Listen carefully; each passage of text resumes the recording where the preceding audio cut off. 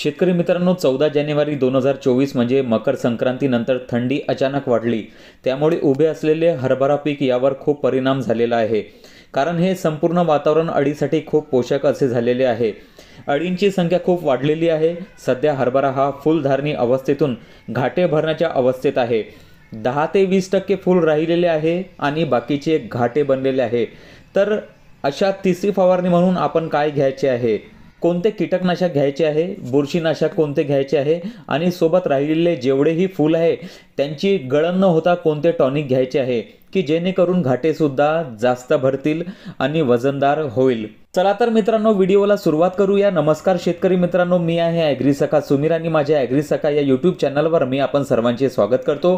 Video आवडल्यास नक्की माझ्या चॅनलला सबस्क्राईब करा, लाईक करा आणि शेअर करा. 14 जानेवारी 2024 मकर संक्रांतीनंतर थंडीत एकदम वाढ झाली. संध्याकाळी 6 नंतर वातावरण एकदम थंड होऊन ओल खूप पडत आहे. सकाळी सकाळी ढगाळ वातावरण सुद्धा जाणवत आहे.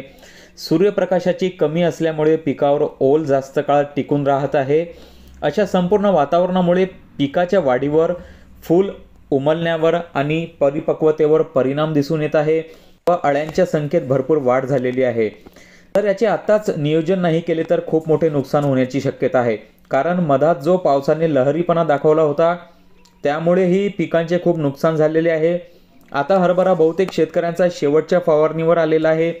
मग अशा वेळेस सर्वप्रथम अळीनाशकात काय घ्यायचे, तर ज्यांचे जास्तीत जास्त घाटे भरत आहे व फूल थोडेफार राहिलेले आहे त्यांनी घरडाची हमला, ज्यात क्लोरोफायरिफॉस 50% प्लस सायपरमेथ्रिन 5% EC फॉर्म्युल्यात आहे. याचे प्रमाण तिसरी फवारणीत आहे, म्हणून 15 लिटर पंपाला 30 ml व 20 लिटर पंपाला 40 ml एवढे घेऊ शकता. यासोबत एक औषध अजून घ्यावे, ते म्हणजे इमामेक्टिन 5% असलेले धानुकाचे EM1 किंवा इतर कोणत्याही कंपनीचे ब्रँड चालेल. याचे प्रमाण 15 लिटरला 10 ग्रॅम किंवा जास्तीत जास्त 12 ग्रॅम घेऊ शकता. मित्रांनो, घरडाचे हमला आणि त्यासोबत इमामेक्टिन याचे कॉम्बिनेशन घेतल्यास रिझल्ट खूप चांगले येतील. कारण जास्तीत जास्त शेतकऱ्यांना याचा रिझल्ट मिळाला आहे आणि ते हेच कॉम्बिनेशन वापरत सुद्धा आहे तिसऱ्या फवारणीत. त्यानंतर दुसरे अजून एक तुम्ही घेऊ शकता, ते म्हणजे टाटा कंपनीचे टाकोमी, ज्यात फ्लुबेंडामाइड 20% WG फॉर्ममध्ये आहे आणि हे एक उत्कृष्ट अळीनाशक आहे. याचे प्रमाण 15 लिटर पंपाला 6 ते 7 ग्रॅम घेऊ शकता मित्रांनो आणि 20 लिटर पंपाला 10 ग्रॅम एवढे घेऊ शकता. या दोन पर्यायापैकी कोणतेही एक तुम्ही नक्की घ्या, रिझल्ट हमखास मिळेल. त्यानंतर आपल्याला बुरशीनाशक कोणते घ्यायचे आहे, तर ज्या शेतकऱ्यांचा हरभरा संपूर्णपणे हिरवागार आहे, रंग कोठेच फिक्कट झालेला नाही, त्यांनी कार्बेंडाझाईम प्लस मँकोझेब हे घटक असलेले साफ घ्यावे किंवा क्रिस्टल कंपनीचे कार्बेंडाझाईम 50% WP फॉर्ममध्ये असलेले 22 घ्यावे. हे एकदम परफेक्ट असे आंतरप्रवाही बुरशीनाशक आहे, जे विविध प्रकारच्या बुरशीनाशक रोगांवर अत्यंत प्रभावीपणे कार्य करते. याचे प्रमाण 15 लिटर पंपाला 30 ग्रॅम आणि 20 लिटर पंपाला 40 ग्रॅम एवढे घ्यावे. परंतु ज्या शेतकऱ्यांचा हरभरा खूप दाट झालेला असेल, ओल सुकत नसेल आणि उमस किंवा दमट वातावरणामुळे फुलांच्या मागे सड लागलेली असेल, हरभरा खूप खराब झालेला असेल, तर त्यावेळेस ॲझॉक्सिस्ट्रोबिन 18.2% प्लस डिकोफेनाझॉल 11.4% SC फॉर्म्युल्यात असलेले सिंजेंटाचे आमिस्टार टॉप घ्यावे. हे बुरशीनाशक मी सांगितलेल्या वरील 2 बुरशीनाशकापेक्षा नक्की महाग आहे मित्रांनो.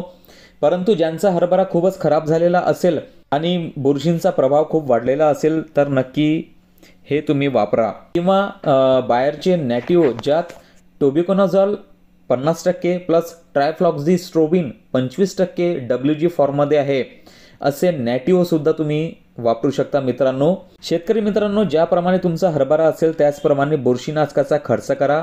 उगीच महागडे बुरशीनाशक वापरू नका. मी फक्त सुचविण्याकरिता सांगत आहे.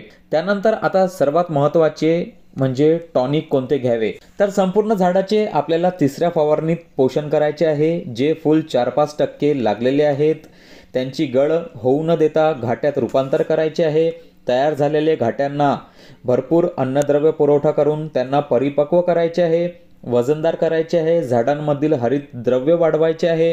तर अशा वेळेस ॲमिनो बेस्ड टॉनिक घ्यायचे आहे, ज्यात सिंजेंटाचे इसाबिऑन, ज्यात अमिनो ॲसिड 62.5% आहे. त्यानंतर बायरचे ॲम्बिशन तुम्ही घेऊ शकता, ज्यात अमिनो ॲसिड सोबत फुलविक ॲसिड सुद्धा आहे, जे पिकांना संपूर्णपणे ताकद देते, फळं परिपक्व करण्यात मदत करते, फळांचे वजन वाढविते। याचे प्रमाण 15 लिटर पंपाला 30 ml व 20 लिटर पंपाला 40 ml एवढे घेऊ शकता। आता यासोबत एक घटक अजून घ्या मित्रांनो, ते म्हणजे जिब्रेलिक ॲसिड। हे बाजारात पावडर फॉर्ममध्येही उपलब्ध आहे आणि 0.001% लिक्विड फॉर्ममध्येही उपलब्ध आहे। मित्रांनो, 1 ग्रॅम पावडर 100 लिटर पाण्यासाठी वापरू शकता। या पावडरला सॉल्व्हंटमध्ये किंवा देशी दारूमध्ये मिक्स करायचे आहे, त्यानंतर उपयोगात घ्यायचे आहे। साध्या पाण्यात याचे द्रावण तयार होणार नाही।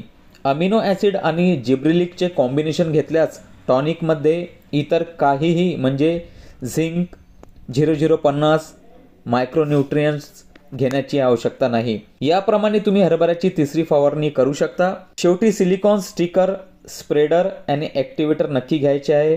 फवारणी करताना चाल हळू ठेवा, जेणेकरून संपूर्ण झाड भिजेल।